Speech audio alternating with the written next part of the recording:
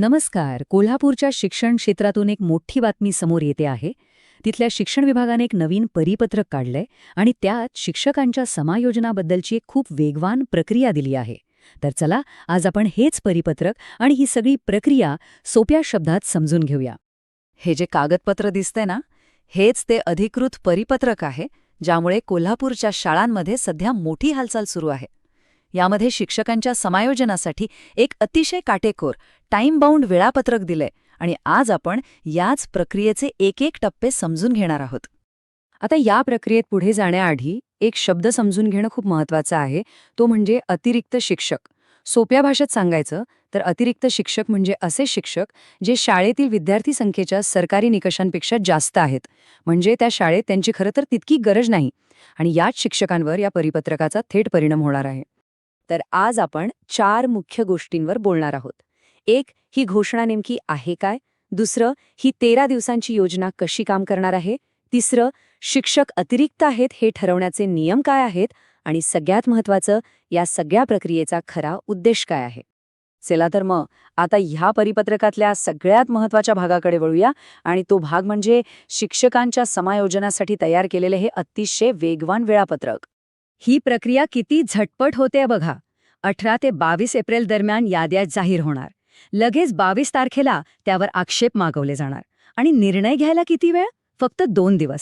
म्हणजे 23 आणि 24 एप्रिलला आक्षेपांवर निर्णय घेतला जाईल आणि मग शेवटी 29-30 एप्रिलला अंतिम सुनावणी होऊन त्याच दिवशी म्हणजे 30 एप्रिललाच अंतिम आदेशही निघतील. म्हणजे बघा, सुरुवातीपासून शेवटपर्यंत हा सगळा अवघ्या 13 दिवसांचा मामला आहे. बरं, आता पुढचा महत्त्वाचा प्रश्न. हे सगळं ठरतं कसं?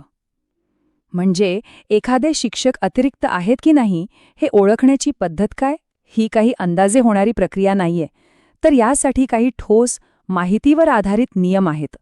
तर ह्या सगळ्या प्रक्रियेचा पाया एकच आहे आणि तो म्हणजे शाळेतली विद्यार्थी संख्या. एका शाळेत किती शिक्षक हवेत हे पूर्णपणे तिथे किती विद्यार्थी शिकत आहेत यावरच अवलंबून असतं. आता हे मोजतात कसं? त्याचे पण काही नियम आहेत. म्हणजे बघा, गणनेसाठी 30 ऑक्टोबर 2023 ची विद्यार्थी संख्या आधार मानली आहे आणि ही सगळी माहिती कुठून येते? तर शासनाच्या सरळ नावाच्या ऑनलाईन पोर्टलवरून. इथे खूप चांगली गोष्ट आहे, जिथे नवीन ॲडमिशनमुळे विद्यार्थी वाढले आहेत त्याचाही विचार केला जातोय आणि जिथे विद्यार्थी संख्या कमी झाली आहे तिथे अगदी लेटेस्ट म्हणजे मार्च-एप्रिल 2024 ची आकडेवारी वापरली जातीये. म्हणजे निर्णय अगदी अचूक असावा हाच प्रयत्न दिसतोय. ठीक आहे, प्रक्रिया समजली, नियमही समजले. पण आता या सगळ्याच्या मुळाशी जाऊया. हे सगळं का केलं जातंय? या कागदपत्रांच्या पलीकडे जाऊन याचा खरा उद्देश काय आहे? तर याचं मुख्य कारण आहे बॅलन्स. हो, म्हणजे संपूर्ण जिल्ह्यात विद्यार्थी आणि शिक्षकांचं जे प्रमाण आहे ते संतुलित करणं. कुठे शिक्षक जास्त आणि कुठे कमी असं होऊ नये. प्रत्येक ठिकाणी गरजेनुसार शिक्षक असावेत, हाच यामागचा अंतिम उद्देश आहे. आणि याचा सरळ सरळ फायदा कोणाला होणार? तर तो होणार आहे विद्यार्थ्यांना. मग ती गावातली लहान शाळा असो किंवा शहरातली मोठी, प्रत्येक विद्यार्थ्याला शिकवण्यासाठी शिक्षक उपलब्ध असायला हवा.